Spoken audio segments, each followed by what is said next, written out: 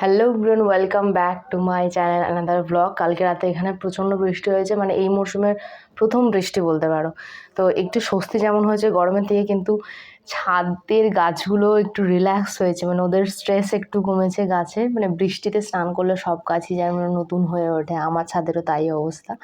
গাছ ভালো হয়েছে, শুধু একটু ছাদ নোংরা হয়ে গেছে, মানে একটু না ভীষণভাবে নোংরা হয়ে গেছে।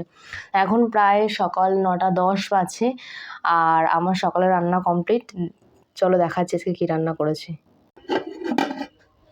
ভাত রান্না হয়ে গেছে, আর এখানে রান্না হয়েছে এই ডিমের ঝোল। মানে আমার ডিমের ঝোল একটু কম মশলা দিয়ে আমি রান্না করার চেষ্টা করি আর কম তেল দিয়ে, তো এটা এরকমই হয়েছে।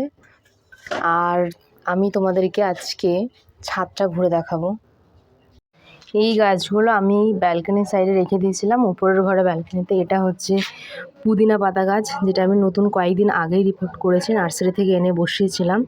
আর আমি এখানে সর্ষের খোল দিয়েছিলাম, সর্ষের খোলগুলো দেখো কেমন ফাঙ্গাস মতো লেগে গেছে।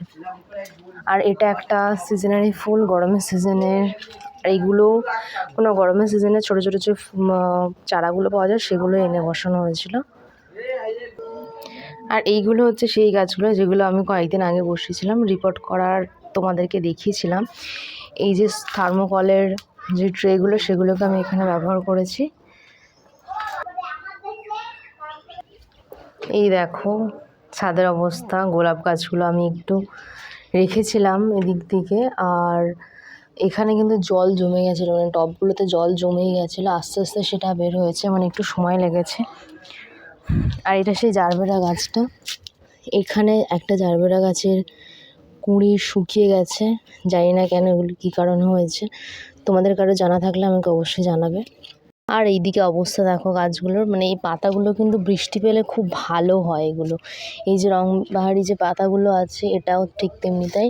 আর এখানে তোমাদের আমি একটা জিনিস দেখাই। আগের দিন আমার এই পটটা ফেটে গেছে, এই যে 6 ইঞ্চির যে একটা টব যেটা আমি কিনেছিলাম সেটা ফেটে গেছে। তো আমি এই প্লাস্টিকের বোতলের 5 লিটারের যেটা হয় সেটা কেটে আমি গাছ লাগিয়েছিলাম, এখন এটা এর মধ্যে দিয়ে দিলাম। এভাবেই আমি এখন রেখে দেবো, যাতে এভাবে রেখে দিলে মোটামুটি চলে যাবে, অসুবিধা হবে না। যে ঘাস ফুল গাছ যেগুলো আমি এনে বসেছিলাম বিভিন্ন কালারের,